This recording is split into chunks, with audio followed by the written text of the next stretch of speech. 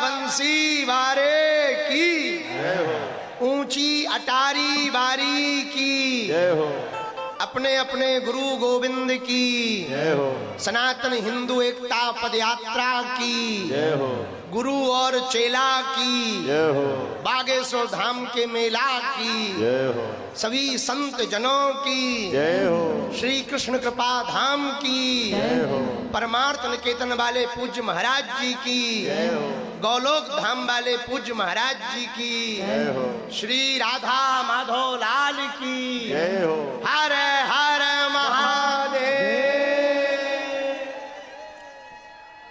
आज बहुत प्रसन्नता है हम सबको 9वें दिन की पदयात्रा के प्रारंभ में ही खूब महापुरुषों का आगमन हुआ है।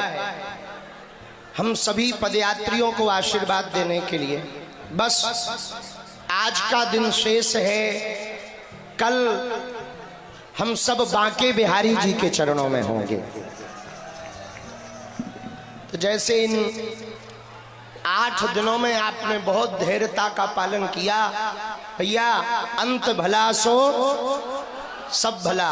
अब अंत समय में थोड़ा इज्जत रख लियो मोरी। आज पूज्य गीता मनीषी जी महाराज जी का भी आगमन हुआ। दास उनके भी श्री चरणों में साष्टांग दंडवत प्रणाम करता है। परमार्थ निकेतन वाले पूज्य मुनि जी महाराज जी का भी आगमन हुआ। गौलोक धाम वाले पूज्य महाराज जी का आगमन हुआ, उनके भी श्री चरणों में दास दंडवत प्रणाम करता है। हमारे जो अति प्रिय जिनके कारण पदयात्रा में हम बहुत सुरक्षित हैं, ऐसे हनुमानगढ़ी वाले महंत जी पूज्य श्री राजूदास जी महाराज जी, उनकी भी कृपा है। और पूज्य बद्रीनाथ वाले महाराज जी, हमारे ज्येष्ठ भ्राता श्री पूज्य श्री मृदुलकांत शास्त्री जी, आर के पांडे जी और पूज्य श्री हरि मोहन जी महाराज जी, आप सभी के श्री चरणों में साष्टांग दंडवत प्रणाम करते हैं। सभी ब्रजवासियों का आगमन हुआ। पूज्या भाभी माँ का भी आगमन हुआ, पूज्या जया किशोरी जी का भी आगमन हुआ और सभी संत जनों और आप सबके हृदय में जो राम जी विराजमान है, हम उनको दंडवत प्रणाम कर रहे। श्री सीताराम। अरे जरा जोर से तो बोलो। साधु जी सीताराम, साधु जी सीताराम। कल की पदयात्रा हमने सबने, ए भैया ते बीच में ना बजा क्या आरती हो रही का। कल की पदयात्रा किसानों के लिए हम सबने समर्पित की थी। आज के 9वें दिवस की पदयात्रा ब्रजवासियों के लिए समर्पित की जाएगी, क्योंकि बालाजी का मिलन बांके बिहारी से होना है। ब्रज में प्रवेश किया, ब्रजवासियों ने खूब आशीर्वाद दिया और जब चलते हैं तो खूब ब्रज रज उड़ रही और अपन लोगों तो रज दिल्ली से ही मिल रही है। अब तो बड़ी कृपा है श्री बालाजी की कि खूब ब्रजवासी हम सबको आशीर्वाद दे रहे। आज की चर्चा में 1-2 बातें बहुत ध्यान पूर्वक सुनो। पहली बात तो ये है कि आज जब हम सब राधा गोविंद जी मंदिर पर रात्रि विश्राम करें तो आप लोग ठाकुर जी के दर्शन करने आगे निकल जाना और आज ही फ्री हो जाना या कल सुबह तक, ताकि 12 बजे आप छठी कला में 4 धाम पे वापस आ सको, जहां हम सब विश्राम के समय पर जगत गुरु भगवान के दर्शन करेंगे और सनातन हिंदू एकता की शपथ लेंगे। हाँ, कुछ लोग तो छठी करा, बाकी हमारे चेला तो महान है ही है, उसमें तो हमें 1% संदेह नहीं है। ये बात हम ना भी कहते तो तुम पहले ही पहुंच जाते। वो तो तुम्हारी मजबूरी है कि हो राष्ट्रगान हो जाए, हनुमान चालीसा हो जाए, तो इस मजबूरी में तुम बैठे हो, नहीं तो तुम गुरु को छोड़ के आगे ही पहुंच जाते। और कुछ लोग तो इतने फास्ट है कि ऐसा लग रहा हो कि कहीं मथुरा जंक्शन ना पहुंच जाए। पर बड़ी कृपा भगवान की, आप सबने बहुत पुरुषार्थ किया, बहुत मेहनत की, आपकी आस्था बहुत प्रबल है। एक बात हम कहना चाह रहे, आपने ये जो पदयात्रा की, ये पदयात्रा कल विराम तो होगी पर तन से विराम होगी, मन से विचारों की यात्रा चलती रहनी चाहिए। हिंदू जब तक जागेगा नहीं तब तक वो भागता ही रहेगा। और एक बात तुम ध्यान रखना हिंदुओं, आप विदेश जाओ तो विदेशों से किसी भी विदेशी से परिचय पूछो तो वो अपने देश का नाम बताता है। अमेरिका वाला आई एम अमेरिकन कहता है, इंग्लैंड वाला आई एम ब्रिटिश, इस प्रकार से परिचय देता। पर भारतीयों से परिचय पूछो, बड़ा गजब का, कहाँ के हो? गुजरात के, बिहार के, दिल्ली के, मध्य प्रदेश के। फिर पूछो अच्छा दूसरा परिचय क्या देंगे? शर्मा, वर्मा, जाट, ब्राह्मण, ठाकुर। हम ये नहीं कहना चाह रहे कि आप जातियां मिटाओ, हम ये कहना चाह रहे आप जातियों का अहंकार मिटाओ। आपसे कोई परिचय पूछे तो आपके तन में, मन में, विचारों में एक परिचय होना चाहिए, मैं हिंदू हूं और हिंदुस्तान हमारा है। हमको अटल बिहारी वाजपेयी जी की वो रचना बहुत याद आती है, मेरा तन मन हिंदू, मेरा जीवन हिंदू, मेरा रंग रंग हिंदू, मेरा परिचय हिंदू है। हिंदुओं एक बात आप कान खोलकर सुनो, आपने ये जो परिश्रम किया, आपने ये जो बहुत त्याग किया, कुछ लोग नौकरी छोड़कर आए, कल के जत्था में लगभग 12 सिपाही जो देश की सरहद पर सेना के रूप में सेवा करते हैं, वो नौकरी की छुट्टी लेकर के पदयात्रा में सम्मिलित होने आए। तो हमने उनसे पूछा कि आप जो कर रहे हैं वो हमारा ही काम कर रहे हैं, आपको छुट्टी की आवश्यकता नहीं है। तो उन्होंने कहा गुरुजी वहां तो हैं, हमारी यहाँ जरूरत थी, इसलिए हम आए।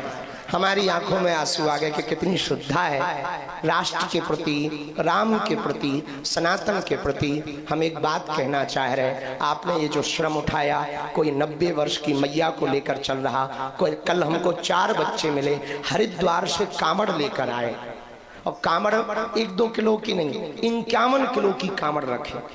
और विचित्र बात, 2 बच्चों ने प्रण ले रखा था कि जब तक मिलेंगे नहीं गुरुजी तब तक हम पानी नहीं पिएंगे।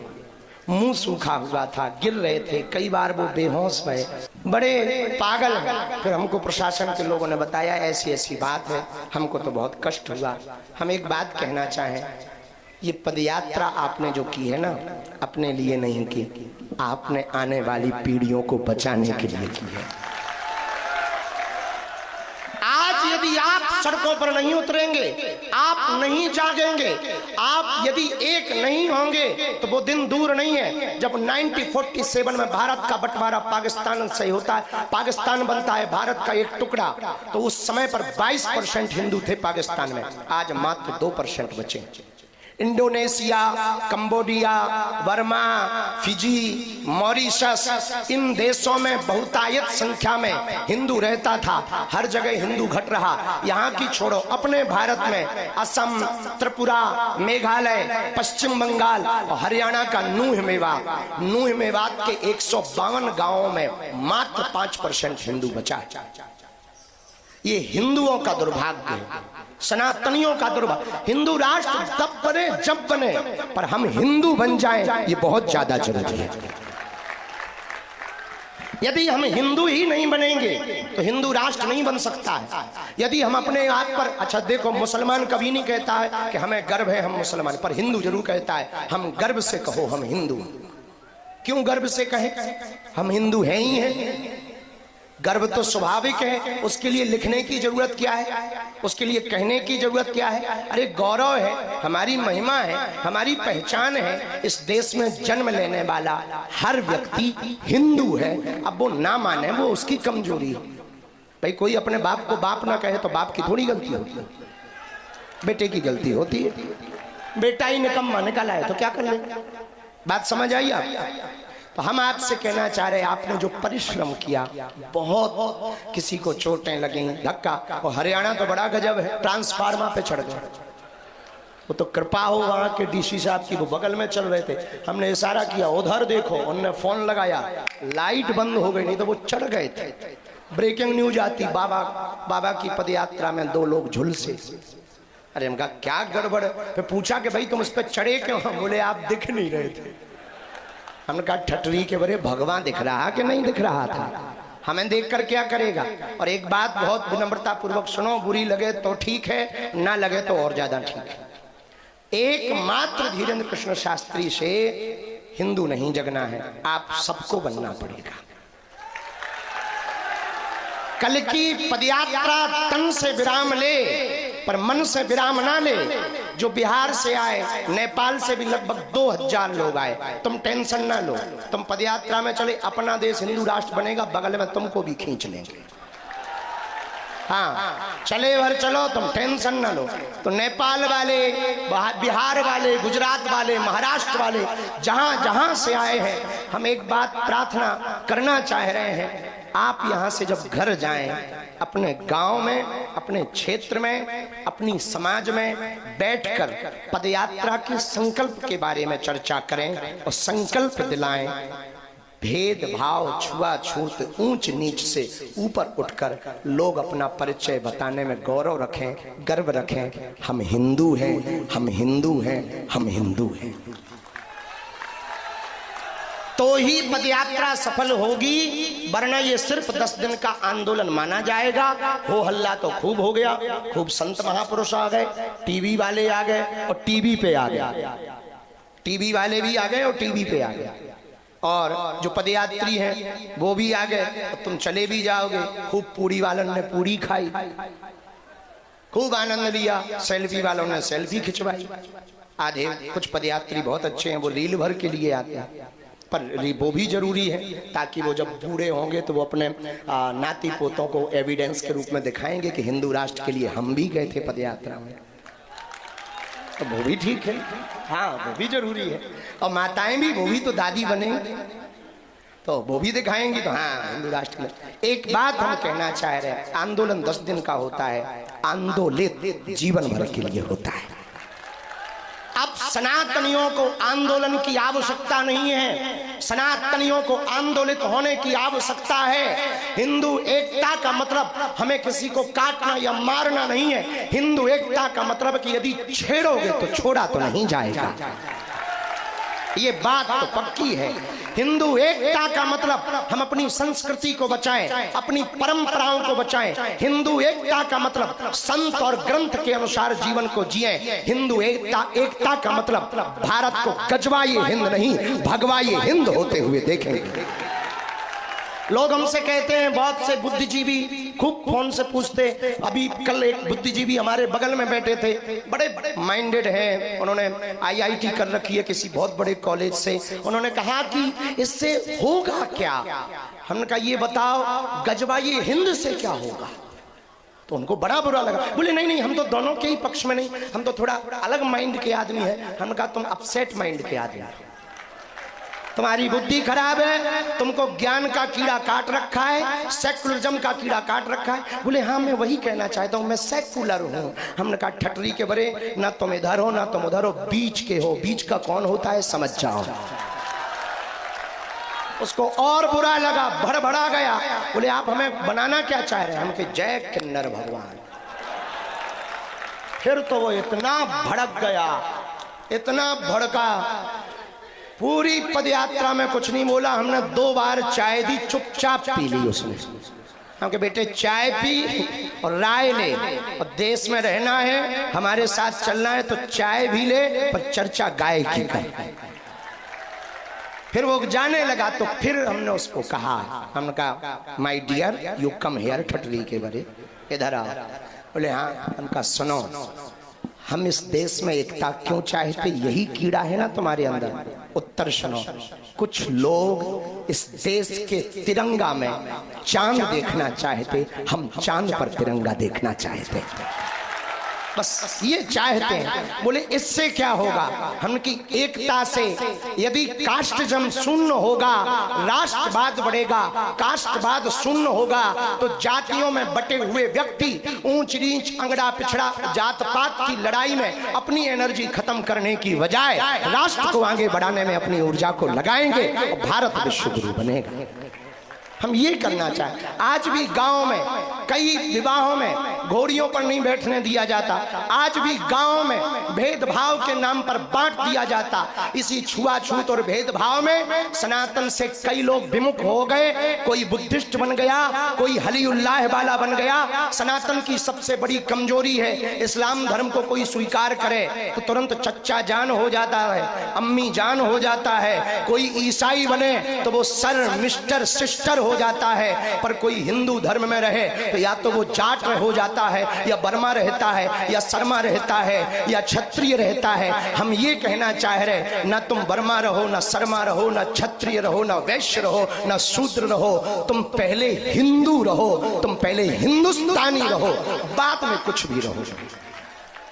इसलिए एक बात और हम अपनी बात विराम करने के पहले कहें, वो दिन दूर नहीं जब तुम्हारे गली मोहल्ले में भी बम फूटेंगे, उनके डॉक्टर भी फोड़ते और अपन नारियल फोड़ फोड़ के मरे जा रहे हैं। गजब बात देखो, उनमें और हम में कितना अंतर है। वो बम फोड़ने पर भरोसा करते, हम लोग नारियल फोड़ने पर भरोसा करते। इसलिए वो मार देते, हम लोग गिनती करते रहते, हम लोग गिनती भर करते रहते हैं। हमने स्पष्ट रूप से इस्लाम धर्म की पूरी कौम से कहा कि तुम हमारे विरोधी नहीं हो, ना हम तुम्हारे विरोधी हैं।